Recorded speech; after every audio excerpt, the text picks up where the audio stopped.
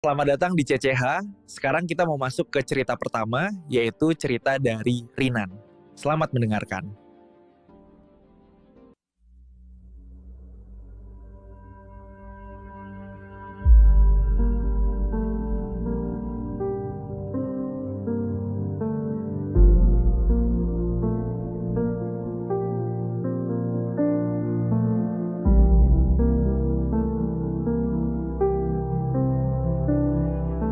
Hai, nama saya Rinan. Saya akan menceritakan pengalaman nyata yang pernah saya alami sendiri. Sebuah pengalaman yang sampai sekarang masih membuat bulu kuduk saya merinding setiap kali mengingatnya. Pengalaman ini terjadi di sebuah rumah kosong, tempat yang dulu saya tinggali untuk sementara. Awalnya saya kira semua akan berjalan biasa saja, tapi ternyata saya salah besar. Saya baru saja pindah untuk keperluan kuliah. Kos di sekitar kampus penuh, dan seorang teman memberitahu saya kalau ada rumah kosong yang bisa ditinggali. Rumahnya cukup besar, tapi sudah lama tak berpenghuni. Pemiliknya tinggal di luar kota dan hanya menitipkan kunci ke tetangga. Hari pertama saya masuk, suasana di dalam rumah itu dingin. Padahal siang hari, bau apek bercampur debu menyeruak begitu pintu dibuka. Tetangga yang menyerahkan kunci hanya berpesan singkat, "Kalau malam, jangan terlalu banyak buka pintu. Dan kalau dengar suara, biarkan saja. Jangan ditanggapi." Malam pertama, saya mencoba tidur di kamar depan. Lampu saya matikan, hanya menyisakan cahaya remang dari jalan. Tengah malam, saya terbangun. Saya mendengar suara kursi diseret dari ruang tengah. Saya melihat bayangan panjang di balik celah pintu kamar saya. Seperti ada seseorang berdiri di luar. Saya memberanikan diri membuka pintu. Tidak ada siapa-siapa. Kursi tetap di tempatnya. Malam-malam berikutnya, gangguan makin sering. Kadang ada suara langkah kaki di lantai atas, padahal rumah itu hanya satu lantai. Kadang terdengar suara keran air terbuka sendiri di dapur. Bahkan suatu kali saya mendengar suara perempuan berbisik di telinga saya ketika hampir terlelap. Saya langsung terbangun dengan tubuh penuh keringat dingin. Malam ketujuh, pengalaman paling jelas terjadi. Saya sedang duduk di ruang tengah, menulis tugas di laptop. Tiba-tiba listrik padam. Rumah jadi gelap total.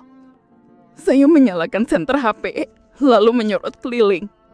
Dan di ujung lorong penuju dapur, saya melihat sosok perempuan berambut panjang, maju putih kotor berdiri menghadap tembok.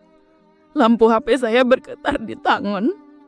Dan ketika saya kedip ke mata sebentar, sosok itu menghilang. Suatu malam, gangguan mencapai puncaknya.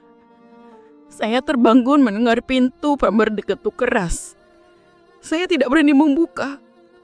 Pintu itu bergetar, seperti ada yang mendorong dari luar. Saya membaca doa seadanya sampai tetukan berhenti. Tapi setelah itu, saya bisa merasakan ada yang duduk di ujung rencing saya. Kasur turun perlahan, berat sekali. Saya memejamkan mata perlahan, tidak berani bergerak. Entah berapa lama sampai akhirnya azan subuh terdengar dari kejauhan. Dan semua kembali normal. Pagi itu, saya langsung berkemas. Saya tinggalkan rumah itu tanpa menoleh lagi. Beberapa hari kemudian, saya baru tahu cerita dari tetangga. Dulu rumah itu ditempati sebuah keluarga. Namun terjadi tragedi. Sang ibu meninggal bunuh diri di dalam kamar dapur. Sejak saat itu rumah tidak pernah benar-benar tenang. Dan itulah pengalaman saya, Rinan, yang sampai sekarang tidak pernah bisa saya lupakan. Setiap kali saya lewat di depan rumah itu, bulu kudung saya selalu berdiri. Sampai kapanpun, saya tidak akan pernah berani tinggal di rumah kosong lagi.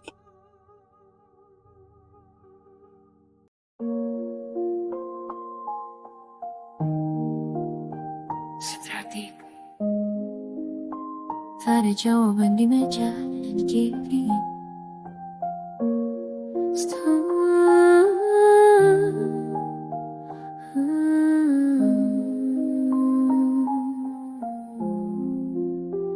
Dapur pagi jadi malam, lampu gantung berkedip lambat. Panci berdenting seperti detak yang tak mau diam. Apron tergantung, ada noda yang tak pernah kering. Jam di dinding menatap tik-tik-tik, menelan suara anak. Di ambang pintu, bau kopi yang lupa panasnya. Kursi sunyi menahan cerita yang tak selesai. Gagang pisau berkilau tapi tak memanggil nama siapapun. Hanya jejak setepos garam dan sebuah surat yang robek. Ibu di dapur terikat senyap pada malam. Suara rumah memanggil, siapa yang akan jawab? Ibu di dapur, rahasia jatuh seperti asap. Kebenaran tersembunyi di antara piring dan cangkir yang retak. Tetangga bilang langkahnya biasa-biasa saja, nak pompa air lupa matikan. Cerita lama di rak buku resep bertukar kata tak kosong yang pernah tertawa kini hanya bergema di kayu lantai. Lambang kunon menulis bayangan seperti huruf habur kabur. Kunci pondok tersimpan tapi pintu tetap terbuka pada rasa. Ada bisik yang lewat antara buka kulkas dan kipas angin, menyisakan tanda tanya, bukan alasan hanya keheningan. Ibu di dapur terikat senyap pada malam. Suara rumah memanggil, siapa yang akan jawab? Ibu di dapur, rahasia jatuh seperti asap. Kebenaran tersembunyi di antara piring dan cangkir yang retak. Ada celah di antara kata yang tak diucap. Ada jam yang menggantung mengulang kata yang hilang. Apakah kita pernah benar-benar kenal wajah di cermin itu? Atau hanya melihat bayang-bayang yang kita biarkan tinggal? Ada suara mama. Ibu di dapur, bayangmu menggantung di rak. Rumah ini menahan napas, menunggu jawaban yang lupa datang. Ibu di dapur, malam menutup pintu perlahan, tapi misteri tinggal seperti cangkir yang tak diangkat. Lampu padam satu persatu, noda di meja masih menunggu. Pagi datang tapi tak semua jawaban ikut pulang di dapur jam. Halo CCH kembali, gimana ceritanya dari Rinan? Nah sekarang masuk ke cerita kedua yaitu dari Randy. Jangan dengerin sendirian ya, selamat mendengarkan.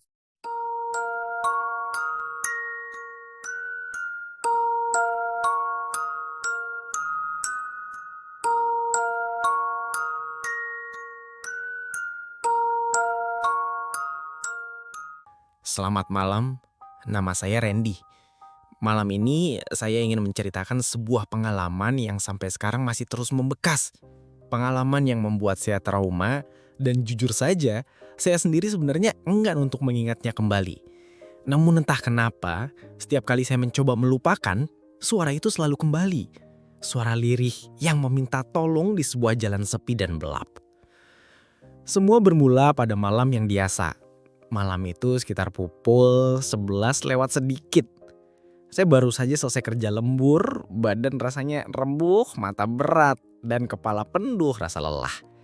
Biasanya saya pulang lewat jalan utama, Meski agak jauh, tapi rame kendaraan. Tapi malam itu, entah kenapa, saya memutuskan untuk lewat jalan pintas. Jalan itu memang bila menghemat waktu hampir setengah jam. Tapi, orang-orang sering bilang, jalan tersebut terkenal sepi, gelap, dan katanya kagak angker. Saat memasuki jalan itu, suasana langsung berubah. Tidak ada kendaraan lain, tidak ada orang, lampu jalan banyak yang mati. Beberapa tiang hanya tersisa bohlam pecah yang menggantung, tidak lagi memancarkan cahaya. Rumput liar tumbuh tinggi di pinggir aspal, bergoyang pelan tertiup angin malam. Di beberapa titik ada pohon besar menjulang, cabang-cabangnya seperti tangan raksasa yang menutupi cahaya bulan. Udara terasa sangat dingin, padahal malam itu tidak hujan. Motor saya melaju pelan. Roda bergetar karena yang berlubang. Hanya suara mesin motor yang terdengar berpadu dengan suara jangkrik dari kejauhan. Saya mencoba menenangkan diri, tapi entah kenapa perasaan tidak enak semakin kuat. Seperti ada sesuatu yang mengawasi saya dari balik gelapnya pepohonan. Saat melewati sebuah tikungan, tiba-tiba terdengar suara lirih.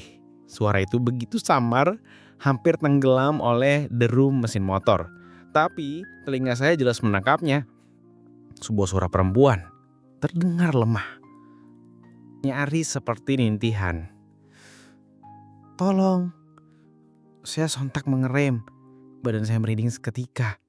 Saya menoleh ke kanan, lalu ke kiri, mencari-cari asal suara itu. Jalan tetap kosong, tidak ada orang, tidak ada cahaya selain redup bulan. Saya menunggu sebentar tapi hening. Suara jangkrik tiba-tiba terhenti membuat suasana makin aneh. Saya mencoba meyakinkan diri, mungkin hanya perasaan saya saja. Jadi saya melanjutkan perjalanan. Namun baru beberapa meter berjalan, suara itu terdengar lagi. "Tolong! Tolong aku!" Kali ini lebih jelas, lebih dekat. Saya benar-benar bisa merasakan bahwa itu adalah suara seorang perempuan.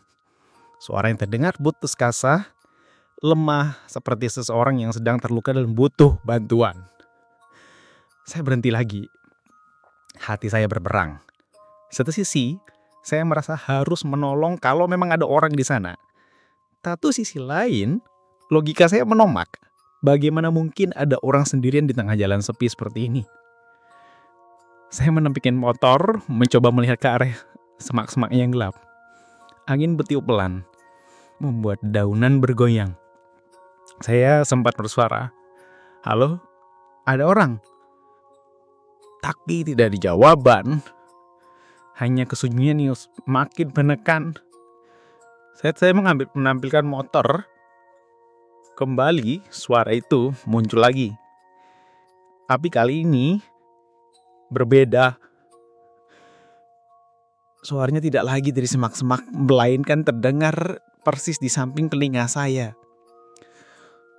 "Tolong!" Saya terperajat. Jantung saya berdegup kencang. Bagaimana mungkin? Saya sendirian, tapi suara itu terdengar begitu dekat, seolah ada seseorang berdiri tepat di samping saya. Saya buru-buru menarik gas, motor melaju kencang dan keringat dingin mulai mengucur meski udara malam begitu dingin. Namun suara itu tidak hilang. Justru makin jelas. Bukan hanya suara satu, melainkan setengah penurunan suara sekaligus bergema dari segala arah. "Tolong aku. Jangan tinggalkan aku. Tolong." Suara itu terus menghantui saya. Saya hampir menangis saking takutnya. Nafas saya terengah-engah, dada sesat. Tangan saya hampir tidak kuat mengendalikan motor. Sekitar beberapa menit yang terasa seperti berjam-jam. Akhirnya saya melihat cahaya lampu di kejauhan. Sebuah warung kecil masih buka dengan beberapa orang duduk di depannya. Begitu cahaya itu terlihat, suara-suara itu perlahan menghilang dan sosok perempuan itu pun lenyap. Saya melaju kencang ke arah warung, langsung berhenti dan turun. Darah saya mau pecah, napas tengah senggal. Orang-orang di warung menatap heran, tapi saya tidak berani menceritakan apa yang saya alami. Saya hanya pura-pura tenang meski tubuh saya gemetar hebat. Sejak malam itu, saya tidak pernah lagi lewat jalan itu sendirian. Saya selalu memilih jalan lebih jauh meski harus membuang waktu. Karena sampai hari ini, suara itu masih terus menghantui saya. Kadang-kadang, di malam yang sunyi, saat saya menutup mata, mencoba tidur, saya masih bisa mendengar lirih di telinga saya. Tolong. Dan setiap kali suara itu muncul, saya hanya bersisa berdoa agar tidak benar-benar bertemu kembali dengan sosok yang menuntut pertolongan di jalan sepi dan gelap itu.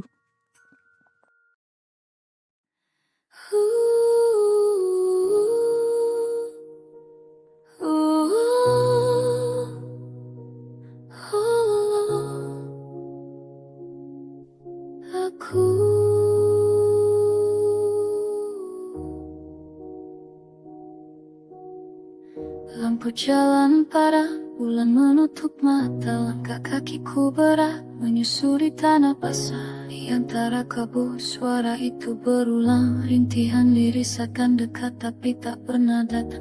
Aku berhenti, jantungku bergetar. Suara itu makin jelas memanggil dengan samar.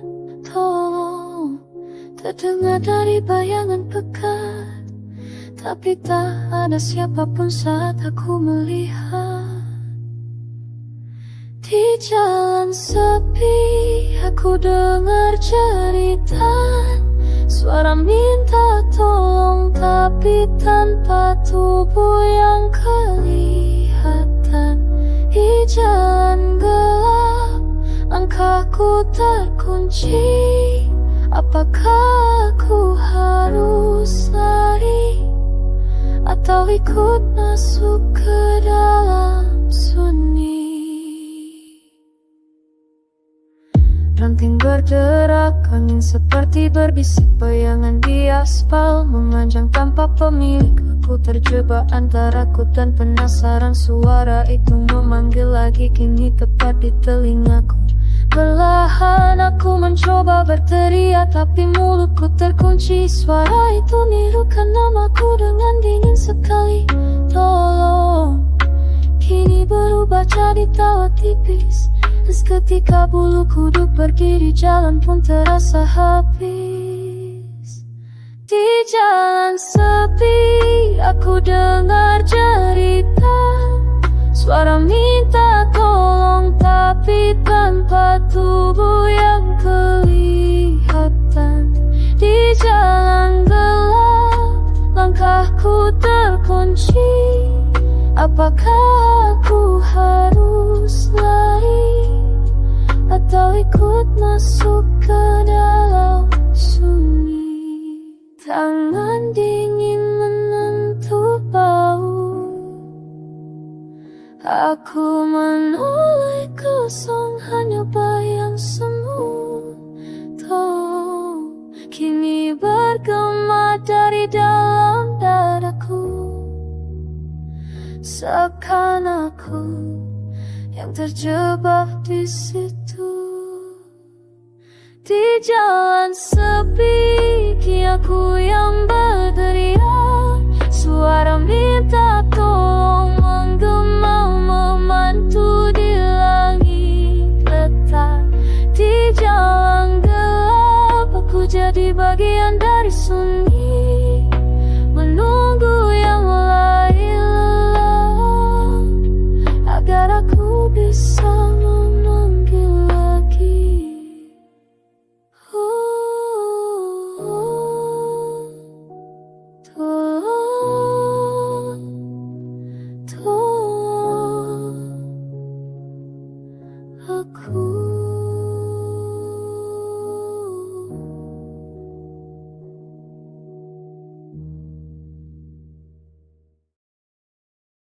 Bagaimana dua cerita tadi? Dan lagunya coba beritahu di komentar ya guys. Untuk saat ini cukup dua cerita dulu. Nanti Caca bikin lagi cerita yang lainnya. Terima kasih sudah menonton. See you geng. Jangan lupa juga subscribe dan komentarnya. Bye-bye.